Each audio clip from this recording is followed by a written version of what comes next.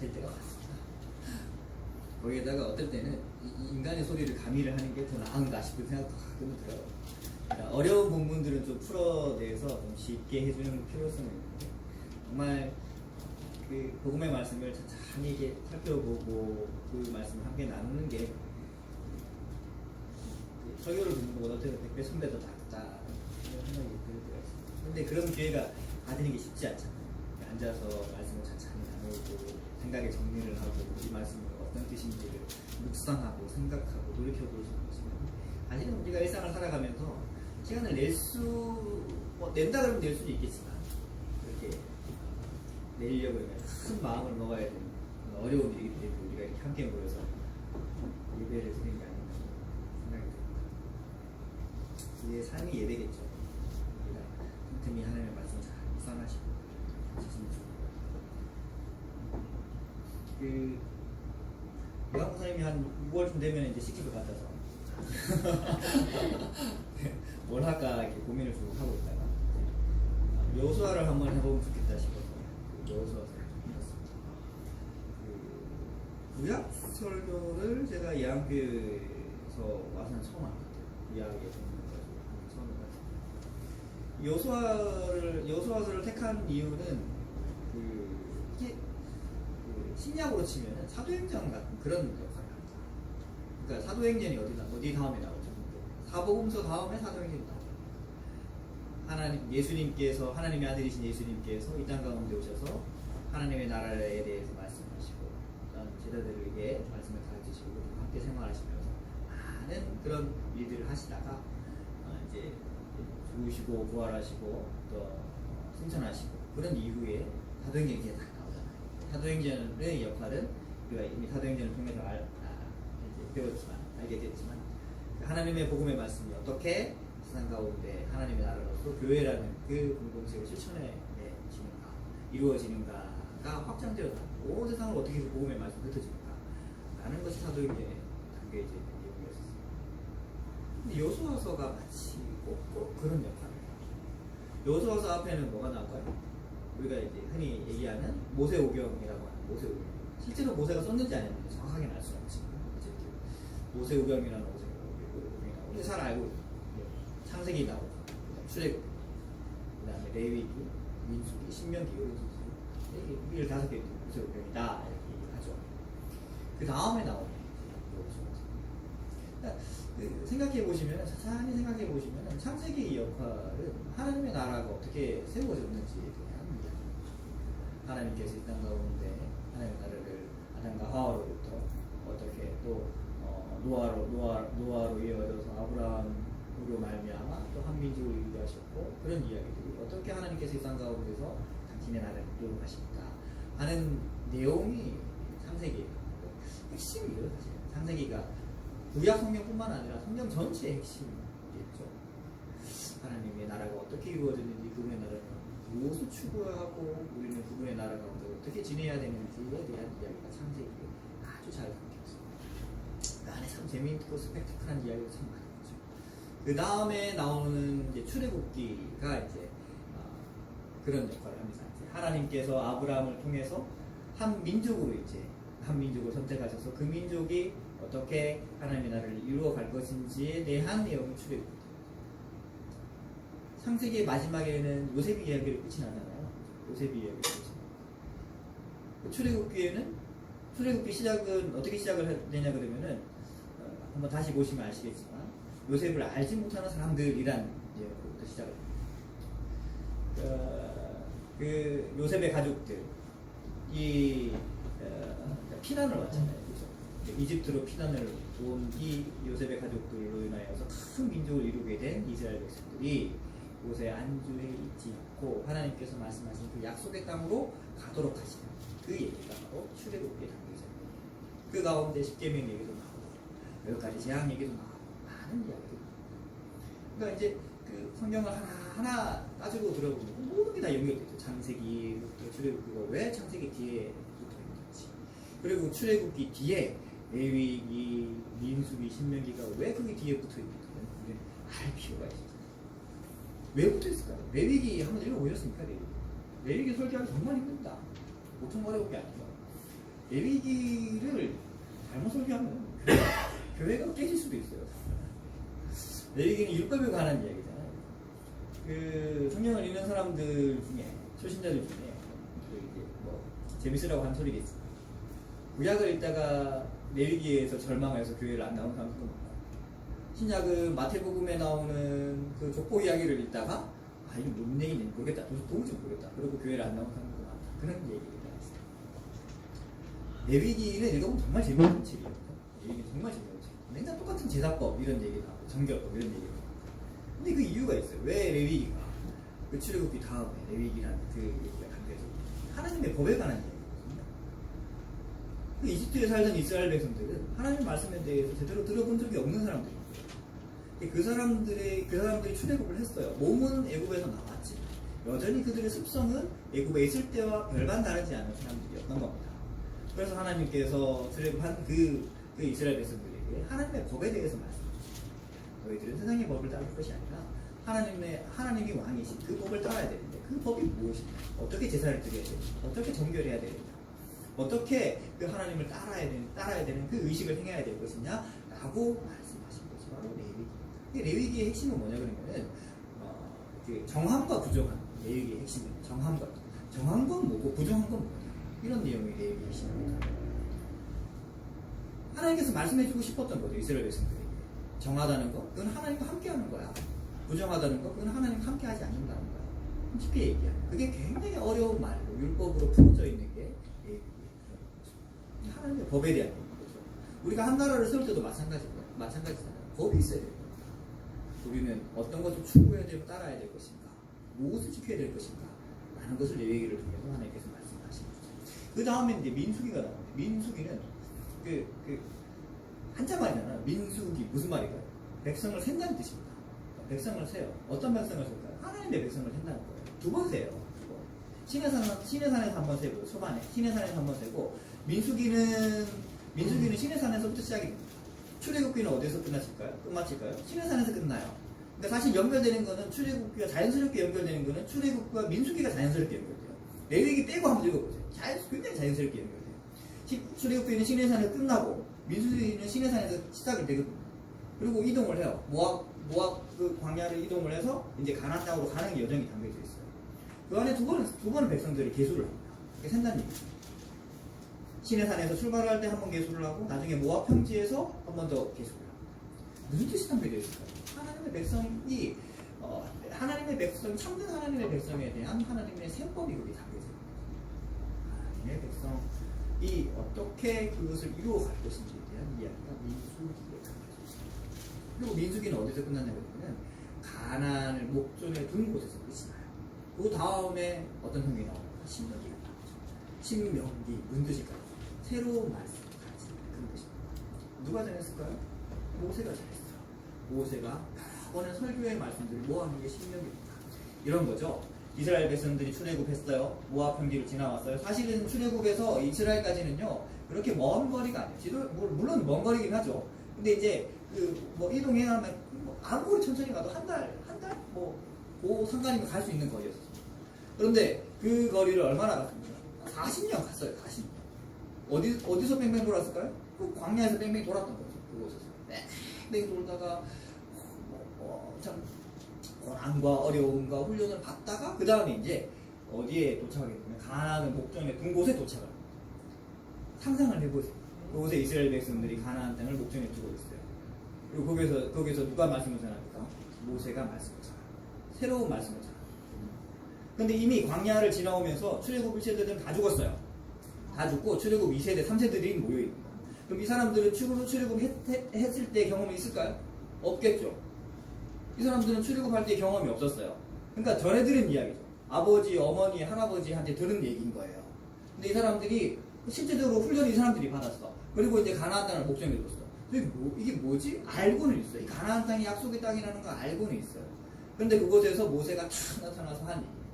마치 예수님께서 산상수훈에서 백성들에게, 제자들에게 말씀을 가르치듯이 그곳에서 가나안 땅을 목전에 둔 이스라엘 백성들에게 말씀을 전합니다. 어떤 말씀을 전했을까요? 하나님의 말씀.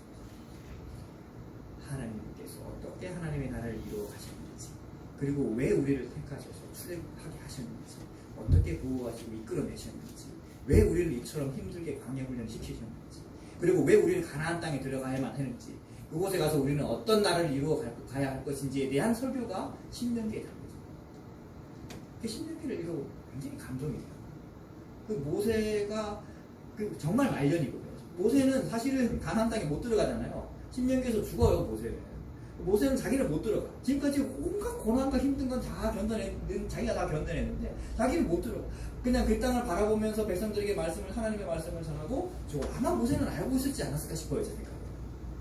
그러니까 이 모세는 그런 자기 인생을 담아낸, 하나님과 함께한 인생을 담아낸 설교를 그 백성들이 하고 있다. 감동이 되겠죠. 왜 너희들이 하나님의 백성으로서 그 땅에 들어가야 하는지, 그 땅에 들어가서 어떤 민족으로 살아야 하는지 모세에게 담겨져 있는 게 신명기예요. 그러니까 우리는 성경을 읽을 때요, 좀 그런 걸 생각하면서 읽어내면요, 성경이 정말 감동이 되고 그 성경에 담겨있는 하나님의 뜻으로 말하면 우리가 참 은혜를 받을 수밖에 없는 거예요. 정말 세계적으로 다 쓰여진 게 이 성경의 모든 힘이 다 그렇겠지만 이 성경의 초반 부분, 그리고 이제 복음서 이후에 사도행전에 이런 부분. 자, 그렇게 말씀을 전하고 난 다음에 모세가 죽고 여호수아서로 딱 들어왔습니다. 여호수아서 1장 1절에 뭐라고 나오는지 혹시 아세요? 여호수아서 1장 1절에 이렇게 나옵니다. 여호와의 종 모세가 죽은 후에 모세가 죽었어요. 여호와께서 모세의 수종자 눈의 아들 여호수아에게 말씀을 이르시되 세대교체가 이루어집니다. 그 많은 역사와 그 일들이 모세를 통해서 이루어졌고, 물론 여호수아도 함께 했어요. 그 현장을 함께 했어요. 그러고 난 다음에 이제 여호수아서에 보면은 이제 그 이스라엘 백성들이 당했던 그런 어려움과 훈련들과 고난들과 그 받았던 말씀들을 이제 어떻게 해야 됩니까? 이제 어떻게 해야 되는 겁니까?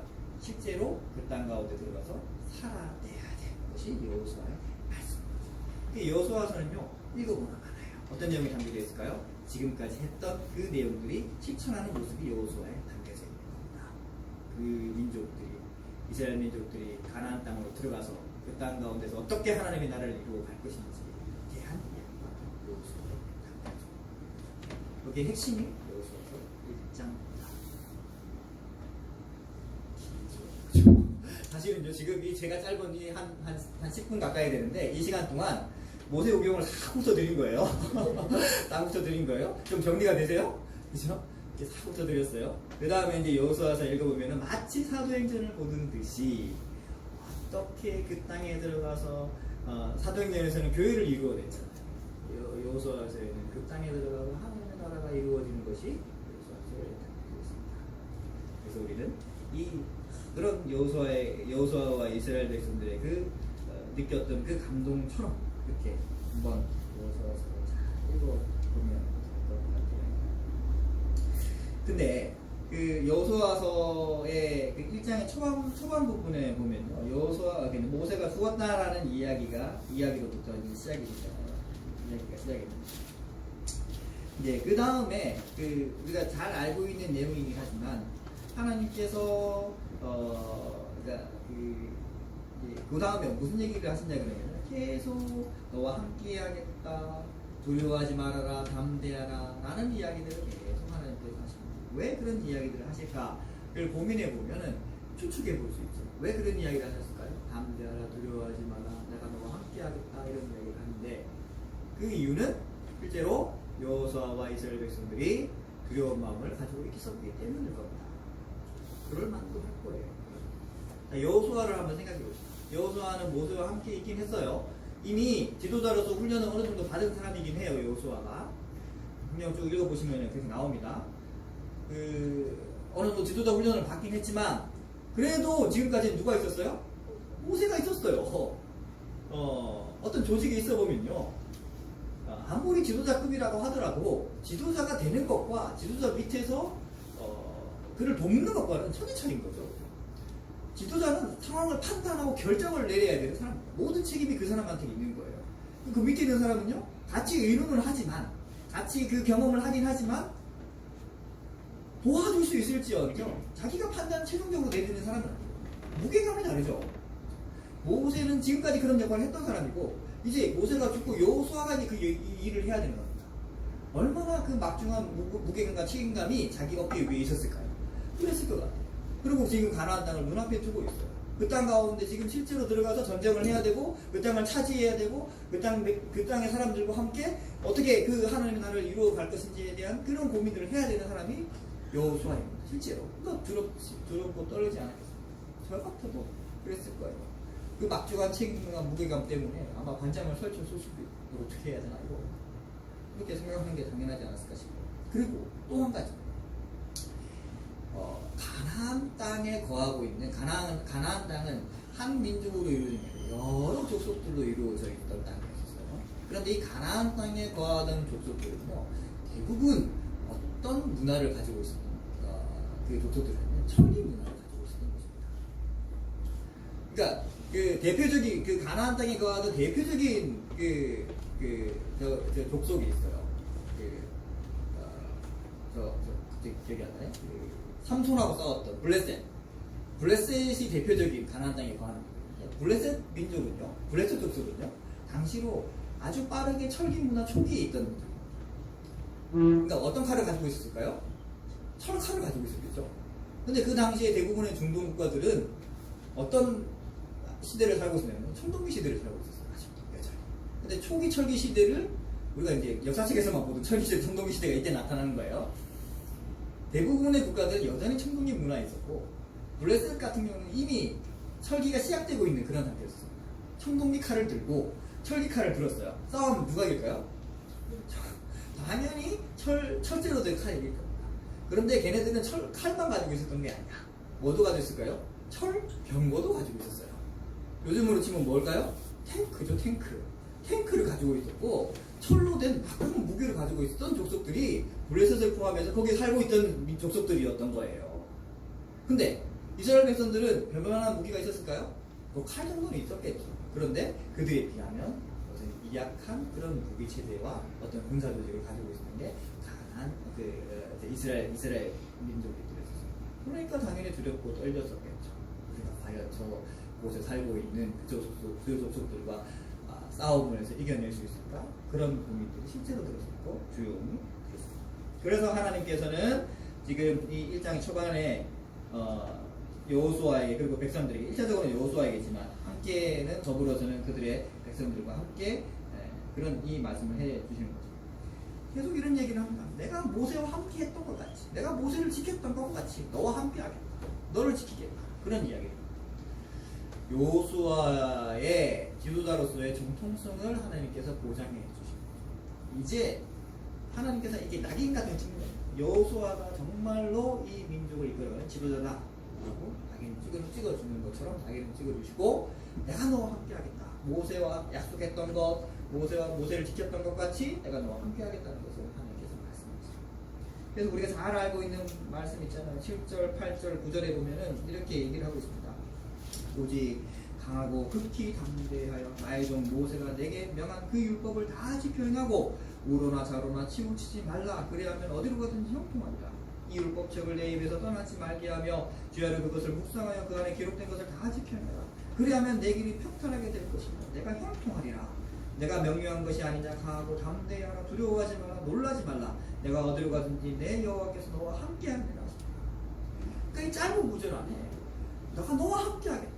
내가 너를 강하게 하겠다. 두려워하지 말아라. 이런 말씀을 계속해서 해 주신 거죠. 여호수아에게, 2차적으로는 여호수아에게, 또 더불어서는 백성에게.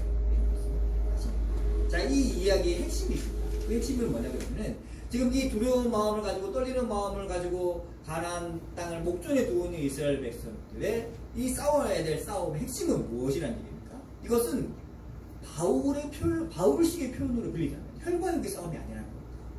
이것은 인간과 인간의 싸움이 아니라 하나님께서 그들과 하는 어떤 영적인 존재, 하나님께서 그들과 더불어서 함께 하시는, 하나님께서 이끌어 가시고 그들을 보호하시고 이끌어 가시는 그런 싸움이다. 이 싸움의 핵심은 뭐냐 그러면 하나님을 믿느냐, 하나님을 믿지 않느냐, 하나님을 신뢰하느냐, 그렇지 않느냐 라는 게 담겨져 있는 게 이 하나님께서 말씀하시는 내용의 핵심이랍니다. 너희들 두려워하지 마. 떨지 마. 내가 너와 함께 할 거야. 이 싸움은 너희들이 하는 게 아니야. 내가 하는 거야. 너희들은 나를 믿으면 돼. 이런 내용이 여호수아에게 한 내용 가운데 있습니다. 그러니까 지금 뭡니까? 그들이 좋은 무기를 갖고 있고 군사훈련을 잘 받고 군사가 많고 적음을 떠나서 하나님을 잘 믿고 신뢰합니다. 그분의 말씀, 그분의 율법을 어떻게 이해하고 그 율법을 지켜 행하느냐, 그것에 이 싸움에, 가나안 땅으로 들어가는 이 싸움의 핵심이 있다. 우리 역시 마찬가지 아닐까요? 우리 역시 인생을 살아내면서 우리 교회뿐만 아니라 우리 속해져 있는 많은 우리 성도님들이 당면에 있는 여러 가지 문제들이 있을 수 있습니다. 그게 크고 작고 각자의 상황과 형편에 따라 다르긴 하지만 우리가 인생을 살아갈 때, 믿음의 삶을 살아갈 때 우리가 당면한 과제 앞에서, 그 어려움 앞에서, 그것이 크든 작든 간에 우리가 직면한 그 문제 앞에서 우리의 취해야 될 자세가 무엇인가라면 바로 하나님께서 이 여호수아에게 말씀하신 이 부분과 일맥상통하다. 어떻게 살아가야 하는가? 우리의 삶의 모습, 방식, 그것이 물론 중요하긴 하지만 그보다 더 중요한 것이 있으니 그것은 하나님의 약속, 하나님 나라의 그 신뢰, 하나님께서 어떻게 우리를 이끌어 가시고 보호하시고 우리를 하나님의 자녀가 되게 하셨다는 것을 그것을 믿음으로 살아갈 것인가 라는 그것이 우리에게 훨씬 더 중요한 믿음의 포인트라는 것이죠. 그렇게 우리도 살아가야 될 것 같아요. 여호수아가 그렇게 살았고 많은 믿음의 선배들이 그렇게 살았던 것처럼 신약 성경에 넘어오면은 구약에도 마찬가지긴 하겠지만 신약 성경에 넘어오면은 수많은 믿음의 우리 선배들이 그런 식으로 살았잖아. 그런 여러 가지 형편의 어려움에도 불구하고 고난과 역경에도 불구하고 그들은 하나님을 믿음으로 그들을 그렇게 싸워냈습니다. 우리도 역시 그래야 되지 않을까 싶어요. 우리 주변의 사람들에게, 우리 교회에, 우리 가족들에게, 우리 친척들에게, 우리 형제 이웃들에게, 우리가 함께 접하는 모든 사람들에게, 우리의 삶의 모든 부분에서 우리가 믿고 있는 하나님의 말씀을 얼마나 신뢰하고 쫓아가고 그 말씀대로 우리가 살아내고 있는지 이것이 훨씬 더 중요하지 않나 그런 생각이 듭니다. 자, 그 1장의 후반 부분에 보면요, 이제 이런 얘기를 합니다. 어떤 얘기를 하냐 그러면은 12절에 보면은 이런 얘기예요. 여호수아가 또 루벤 지파와 갓 지파와 므낫세 반 지파에게 말하여 이르되 라는 이야기가 있어요. 이스라엘이 12지파가 있잖아요. 12지파가 있는데 루벤 지파, 갓 지파, 므낫세 반 지파. 므낫세 반 지파라는 건 원래는 없어요. 원래는 없는데 므낫세 반은 왜 반이냐? 반이라서 반이 갑니다. 그러니까 므낫세 지파가 있는데 므낫세 반을 쪼개서 므낫세 반이라고 얘기를 하는 거예요. 므낫세의 반만 해당되는 지파죠. 예, 루벤, 갓, 므낫세 반지파에게 따로 얘기를 하는 게 뭐라고 얘기를 하는 거예요? 너희들은 이미 너희들의 유업을 이어받았다, 땅을 상속받았다, 땅을 얻었다, 그런 이야기를 해요.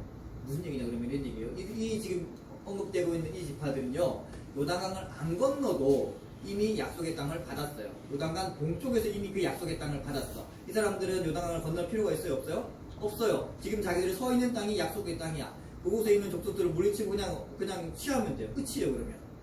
근데 이미 올라오면서 대부분 이게 전쟁을 해서 이미 좀 어느 정도 이루어냈어. 그러니까 안 건너도 되잖아. 우리 같으면 어땠을까요? 우리가 왜 건너야 돼? 이미 우리의 땅이 있는데? 그런 생각이 들 수 있잖아요. 그런데 이들 따로 모아놓고 여호수아가 뭐라고 하냐면, 물론 여호수아가 말을 하고 있지만 그 이면에 하나님께서 그들에게 말씀하시는 거겠죠. 그게 뭐냐면 너희들이 앞장서라. 너희들 중에 여자와 자녀들은 여기 남아있고 너희들 중에 용사들은 싸움을 할 수 있는 남자들 얘기를 하겠죠. 용사들은 요단강을 먼저 건너라. 그리고 앞장서서 이 싸움을 해내라. 이런 얘기. 공동체에 대한 이야기를 하고 하나님께서 하나님의 나라를 이루어가는 그 공동체에 대해서 이야기를 하고 너희들은 이미 땅을 얻었지만 그럼에도 불구하고 너희들이 먼저 건너서 그 땅 가운데서 가나안 땅으로 들어가서 싸움을 해야 하는 이유는 그것이 하나님의 나라를 공동체를 이루어가는 그것이 핵심이기 때문에 그런 이야기를 하는 겁니다. 만약에 그들이 그 여호수아의 말을 듣지 않고 하나님의 말을 듣지 않았다면 우리가 왜 가야 됩니까? 우리는 이 땅을 이미 얻었는데요. 여기서 잘 먹고 잘 살죠. 이런 얘기를 했다면 어떻게 됐을까요? 이스라엘 지파는 내분이 일어나고 건너게 됐습니다. 싸우면서 지고 말았어요. 하나님의 나라는 그런 식의 나라가 아니거든요. 하나님의 나라는 서로 함께 유기적으로 연합되어서 한 곳을 지향해서 한 목표점을 바라보고 그렇게 나아가는 것이 하나님의 나라인 거죠. 그런 하나님의 나라를 이루기 위해서 하나님께서 이 세 지파, 두 지파 반이죠. 두 지파 반에게 따로 이렇게 말씀을 하시는 겁니다.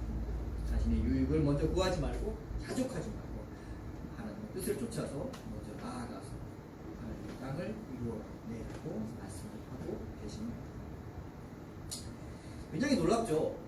여호수아가 하나님께서 여호수아를 통해서 이런 말씀을 하셨을 때 그들이 어떻게 대답을 하냐거든요. 굉장히 놀라운 얘기를 합니다. 제가 한번 읽어봐 드릴게요. 16절부터 이렇게 되어 있네요. 그들이 여호수아에게 대답하여 이르되 당신이 우리에게 명하신 것은 우리가 다 행할 것이요 당신이 우리를 보내시는 곳에 우리가 가리이다.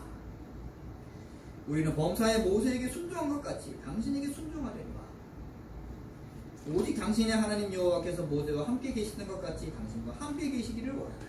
누구든지 당신의 명령을 거역하며 당신의 말씀을 순종하지 아니하는 자는 죽임을 당하리니 오직 강하고 단한데 하소서. 여호수아가 이 얘기를 들었을 때 얼마나 감동이 됐겠어요. 그냥 따라오는 게 아니에요. 알겠습니다. 그냥 쫓아갈게요.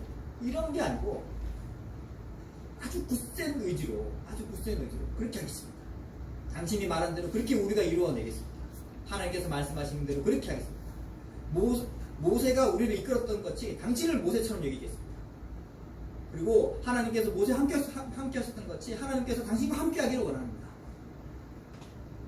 두려워하지 마십시오. 단죄하십시오. 혹시 우리들 중에 당신의 말을 거역하는 사람이 있으면 죽임으로 그것을 감당하겠습니다. 이런 이야기를 이미 게임은 끝났어요.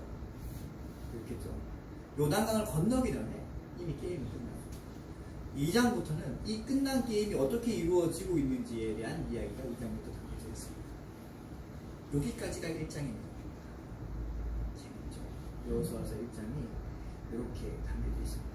어떻게 이스라엘 백성들이 하나님의 명령을 쫓아서 그 땅 가운데서 그 땅을 취해야 할지에 대한 그 자세와 그런 모습들과 그리고 그것을 이루어내기 위해서 하나의 목표점을 가지고 공동체를 지향해 나가는 하나님 나라를 이루어가는 그들의 어떤 다짐이 여호수아서 1장에 있습니다. 사도행전에도 그런 비슷한 일이 같진 않지만 다락방에 모여있던 제자들에게 성령이 임했을 때 성령이 그 제자들이 방언을 하면서 하나님의 말씀을 쫓았던 이 사도행전에 담겨 있습니다. 그 이후에 정말 불같이 성령 하나님의 그 능력으로 말미암아 교회가 온 땅 가운데 흩어졌잖아요. 그런 식으로 똑같이 않지 그런 식으로 준비하시고 예비하신 내용을 읽으면서 그렇게 하나님 나라에 속하며 산다는 것은 가볍지 않습니다. 늘 우리는 두려움과 떨림의 어떤 부분 가운데 있어야 할 것이고 책임감과 사명감을 가지고 살아내야 될 것입니다. 또 어떨 때는 이 두 지파 반과 같이 어떻게 보면은 필요 없는 부분임에도 불구하고 우리가 앞장서야 할 때도 우리를 희생해야 할 때도 그것이 하나님 나라에 속하며 살아갈 수 있는 우리의 자세가 아닌가 하는 생각을 해봅니다.